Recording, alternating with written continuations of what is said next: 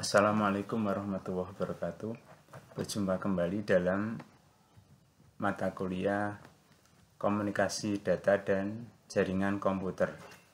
Pada kesempatan kali ini kita akan membahas masalah keamanan jaringan. Keamanan jaringan saat ini menjadi isu yang sangat penting dan terus berkembang.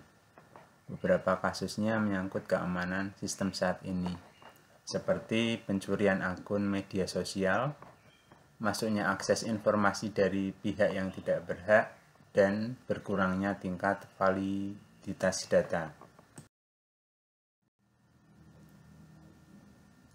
Masalah dalam keterbukaan akses diantaranya yang pertama, pemeliharaan validitas dan integritas data atau informasi tersebut. Jadi bagaimana tingkat validitas atau kevalidan data itu terjaga. Yang kedua, jaminan ketersediaan informasi bagi pengguna yang berhak. Pengguna yang berhak dipastikan memperoleh informasi yang memang sewajarnya dia dapatkan, tidak ada yang terpotong. Yang ketiga, pencegahan akses sistem dari yang tidak berhak. Jadi terlindunginya sistem dari akses orang-orang yang memang tidak mempunyai hak. Yang keempat, pencegahan akses informasi dari yang tidak berhak. Ini hampir sama dengan yang ketiga. Yang keempat adalah melindungi informasinya dari orang-orang yang atau pihak-pihak yang tidak berhak.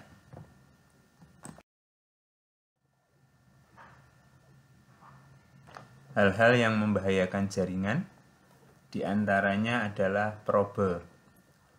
Probe merupakan usaha yang tidak lazim untuk memperoleh akses ke dalam suatu sistem atau untuk menemukan informasi tentang sistem tersebut.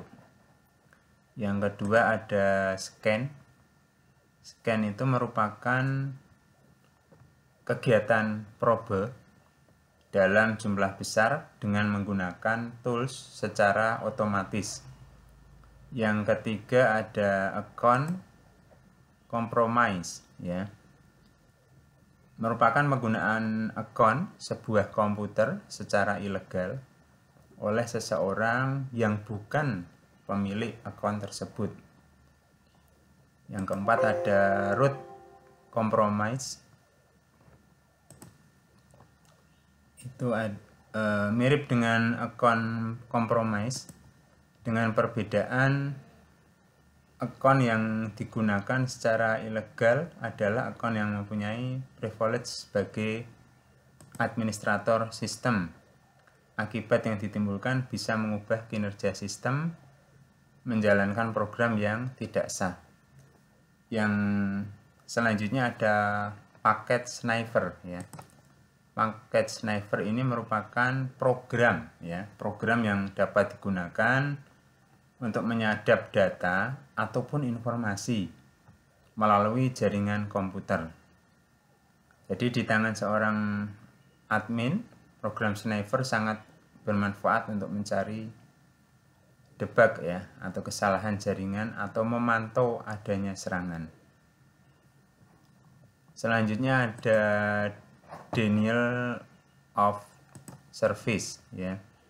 Merupakan sebuah usaha dalam bentuk serangan untuk melumpuhkan sistem yang dijadikan target sehingga sistem tersebut tidak dapat menyediakan servis atau layanan, ya, atau tingkat servis menurun dengan drastis.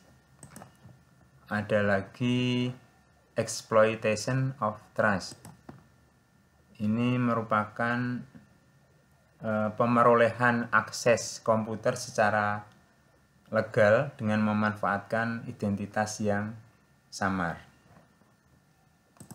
Ada lagi malicious code, ya. Ini merupakan suatu program, ini program juga yang bila dieksekusi akan menyebabkan sesuatu yang tidak diinginkan di dalam user. Yang termasuk malicious code diantaranya adalah Trojan Horse, virus, dan worm. Ada lagi internet infrastruktur attack. Ini serangan terhadap infrastrukturnya internet.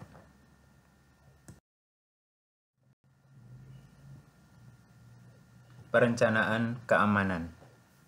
Beberapa hal yang perlu dirumuskan dalam sebuah perencanaan keamanan. Yang pertama, menentukan data atau informasi apa saja yang harus dilindungi. Yaitu mungkin tentang data-data berekstensi DOJ, data-data yang berekstensi XLS, ataupun data-data yang berkaitan dengan database. Yang kedua, menentukan berapa besar biaya yang harus ditanamkan dalam melindunginya. Jadi ini terkait infrastrukturnya seperti apa, itu berpengaruh pada biaya ya. Yang ketiga, menentukan siapa yang bertanggung jawab untuk menjalankan langkah-langkah yang diperlukan untuk melindungi bagian tersebut. Jadi perlu ditentukan administratornya mungkin ya, administrator sistem, ataupun bagian untuk security system seperti itu, sehingga data ada yang bertanggung jawab pada sisi keamanannya.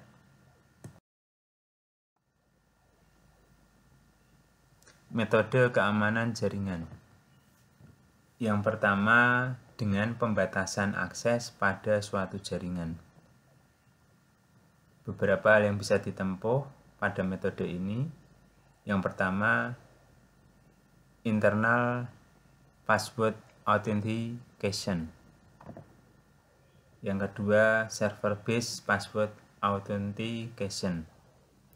Jadi tentang password pada server jaringan. Yang ketiga, firewall dan routing control. Metode selanjutnya yaitu menggunakan metode enkripsi data. Metode enkripsi data merupakan proses pengamanan data ataupun informasi agar tidak dapat dibaca tanpa memiliki pengetahuan yang khusus. Selanjutnya ada metode pemonitoran terjadwal terhadap jaringan. Jadi pengawasan setiap periodik ya terhadap jaringan.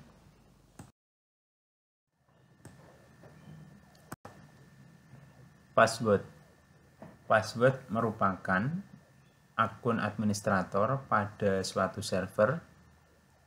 Sebaiknya dirubah namanya dan sebaiknya hanya satu akun saja yang dapat mengakses. Password itu harus memiliki suatu karakter yang unik dan sukar ditebak. Jangan menggunakan password dengan menggunakan tanggal lahir atau nama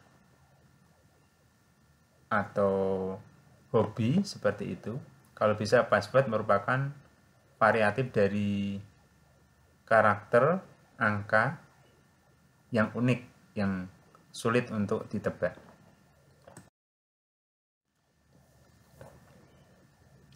Metode enkripsi. Di sini dijelaskan tentang kriptografi.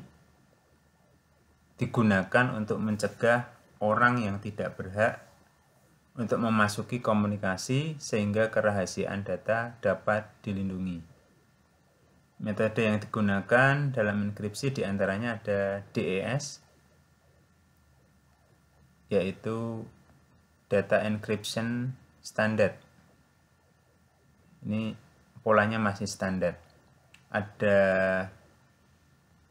Pretty Good Privacy ya. Yang selanjutnya ada SSL, Secure Socket Layer, dan SSH, Secure Shell.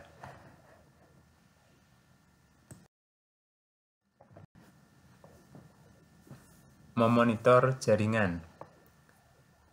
Yang pertama, dengan melakukan pembatasan berdasarkan MAC address dan IP address. Yang selanjutnya, dengan menggunakan tools atau alat untuk diagnosis. Di antaranya ada NS Auditor, ada GFI Network Server Monitoring, ada lagi MRTG.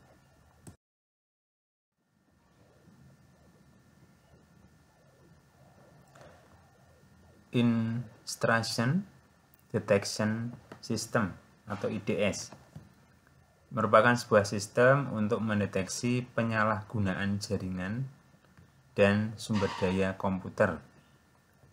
IDS memiliki sejumlah sensor yang digunakan untuk mendeteksi penyusupan, yaitu sebuah sensor untuk memonitor TCP request ya, atau permintaan TCP. Yang kedua, log file monitor. Dan yang ketiga, file integrity check. File integrity checker, yaitu pengecek integritas file. Ada diagram blok IDS, yaitu memuat modul sensor atau sensor modul, modul analis atau analyzer modul. Yang ketiga, modul basis data yang berkaitan dengan penyimpanan data atau database modul. Selanjutnya, tentang keamanan jaringan dengan firewall. Karakteristik yang berkaitan dengan firewall diantaranya seluruh hubungan atau kegiatan dari dalam keluar harus melewati firewall. Yang kedua, hanya kegiatan yang terdaftar atau dikenal yang dapat melewati atau melakukan hubungan. Yang ketiga, firewall itu sendiri haruslah kebal atau relatif kuat terhadap serangan atau kelemahan.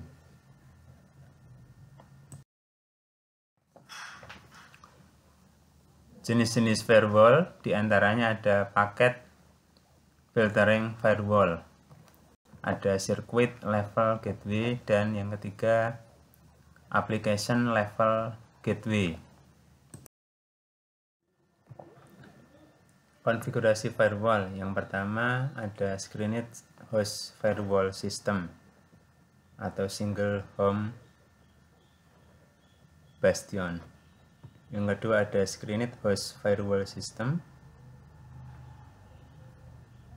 dual home bastion. Yang ketiga ada screened subnet firewall.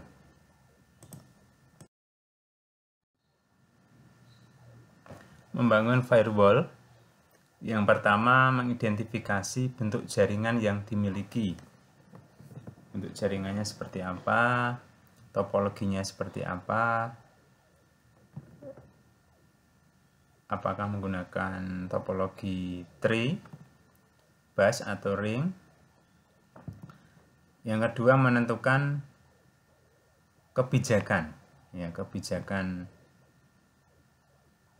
dengan adanya firewall itu seperti apa.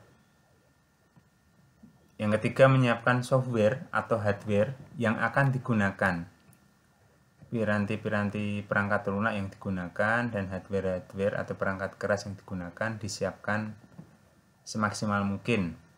Baru yang terakhir adalah melakukan tes konfigurasinya, konfigurasi berkaitan dengan firewall tadi.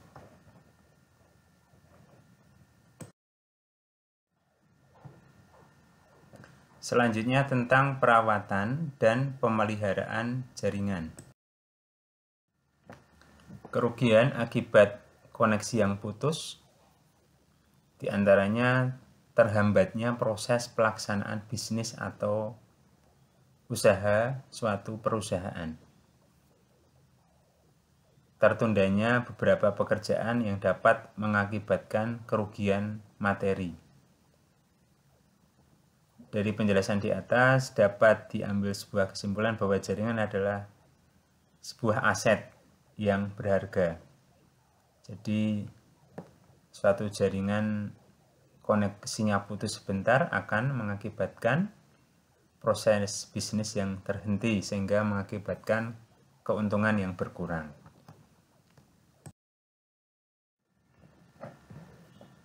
Menentukan strategi perawatan merupakan suatu strategi perawatan untuk menjaga keberlangsungan operasi IT dan fungsi bisnis diidentifikasi berdasarkan faktor.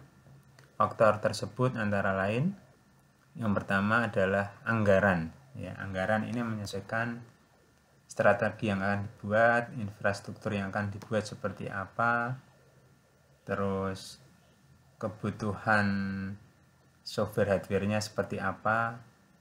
Yang kedua ada kebutuhan bisnis, ini menyangkut sejauh mana strategi perawatan untuk kebutuhan bisnis tersebut. Yang ketiga ada persyaratan SLA.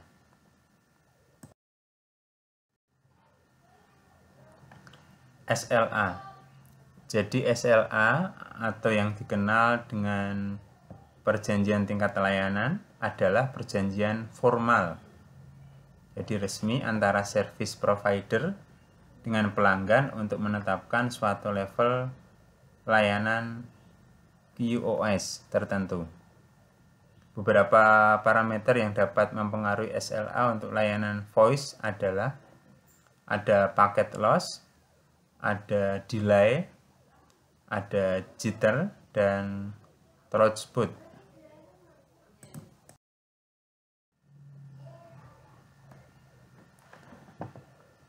Helpdesk merupakan suatu sistem pendukung yang didesain untuk menuntun pelanggan dengan jawaban teknis dan fungsional, seperti halnya sistem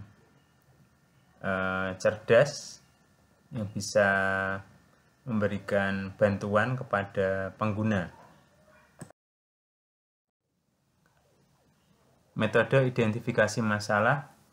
Yang pertama, metode penelusuran kesalahan, yaitu dengan melakukan pelacakan hal-hal yang menyebabkan terjadinya kesalahan pada sistem jaringan, termasuk pelacakan terhadap pada sistem kabel ya, pelacakan terhadap klien yang terhubung pada kabel tertentu.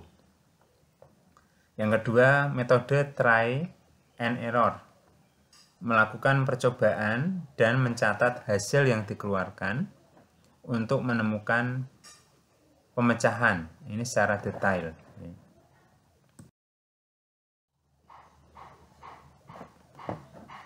Perawatan perangkat keras.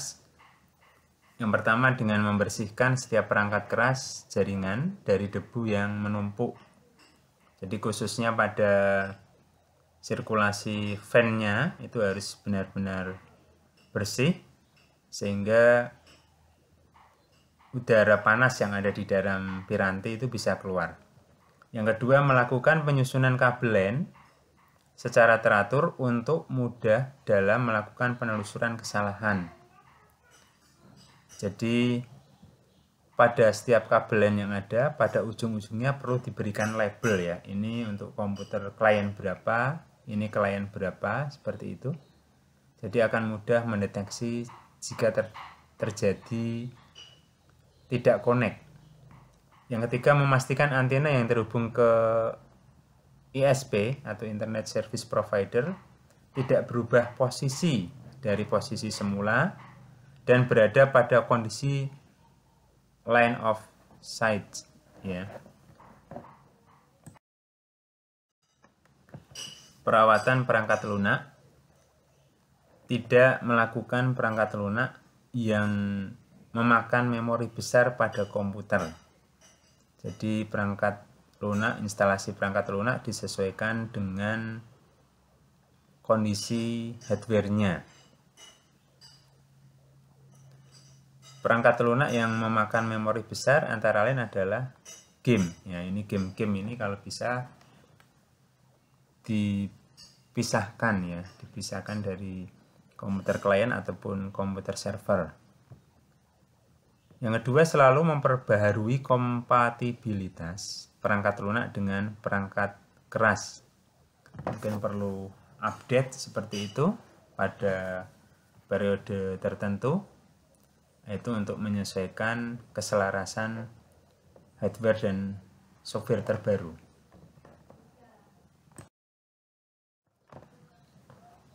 Yang selanjutnya ada dokumentasi perawatan. Dokumentasi yang dibuat secara digital memiliki kelebihan dibandingkan dokumentasi secara manual ya. Jadi pada digital kita akan mudah mencari dokumentasi-dokumentasi yang lama secara cepat. Kalau manual harus mengurutkan satu persatu. Contoh dari format digital adalah dengan membuat dokumen berformat extension TXT, Notepad itu ya, ada extension doc, dokumen, ataupun PDF.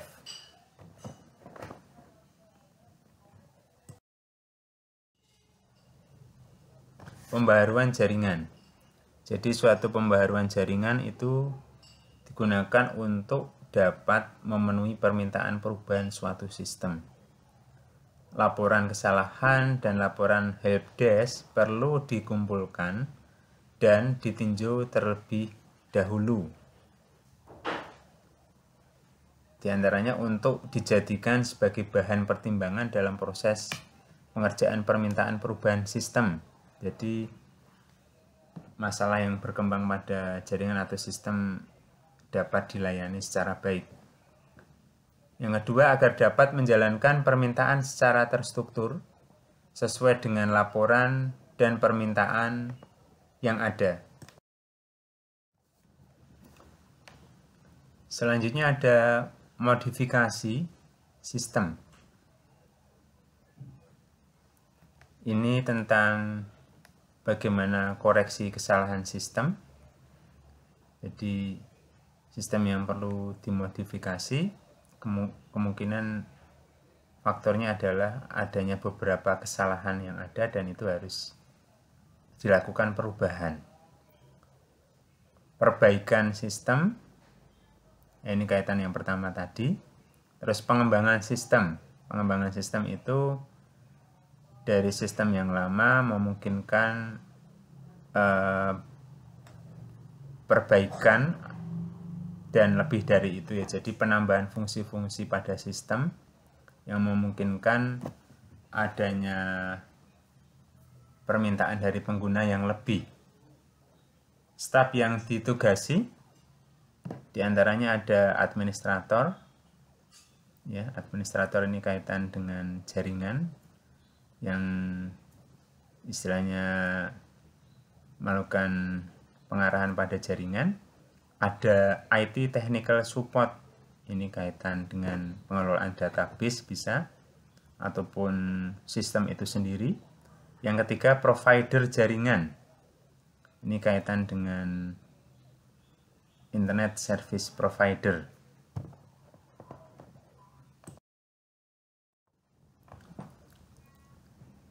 Koreksi kesalahan sistem. Yang pertama dilakukan dengan memeriksa log sistem. Jadi memeriksa track record, memeriksa aktivitas yang sebelumnya terjadi, runtutan aktivitasnya seperti apa. Terus yang kedua, melakukan pencarian kesalahan. Jadi mungkin dari log system tadi bisa dicari kekurangannya seperti apa, atau mungkin ada langkah yang kurang dan lainnya. Yang ketiga, membenahi dan membetulkan sistem yang salah. Ini jika langkah 1 dan kedua sudah dilakukan, baru kita bisa membenahi dan membetulkan sistem yang salah. Pengembangan sistem. Yang pertama ada menilai kelayakan sistem. Jadi sebelum pengembangan kita nilai dulu sistem yang lama itu masih layak atau tidak. Ataukah butuh pengembangan, apakah pengembangannya menyeluruh atau sebagian, seperti itu ya.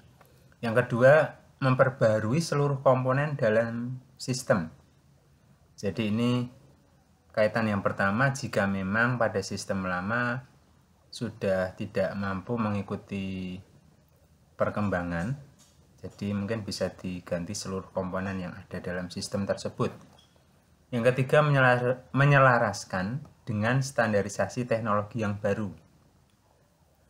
Ini kaitan tuntutan perkembangan teknologi yang ada, seperti itu. Jadi mungkin dari sistem yang desktop ya menjadi berorientasi web, itu harus ada penyelarasan standarisasi teknologi yang baru. Dampak, contoh dampak terhadap basis pengguna antara lain adalah sebagai berikut.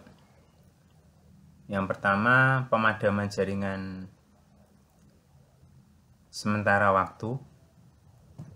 Ya, jadi pemadaman ini berdampak pada tingkat pelayanan, seperti itu. Pelayanan akan terhenti, aktivitas bisnis juga akan terhenti.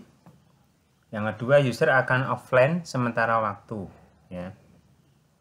Offline sementara waktu ini mungkin kaitan perbaikan seperti itu atau backup data.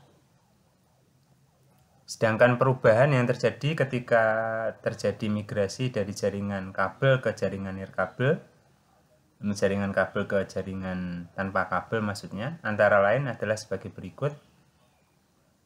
Yang pertama, perubahan perangkat jaringan, pasti strukturnya sudah beda ya tentu. Terus perubahan kecepatan data, ini mestinya kecepatan data lebih bagus ya, kecepatan data menjadi lebih bagus.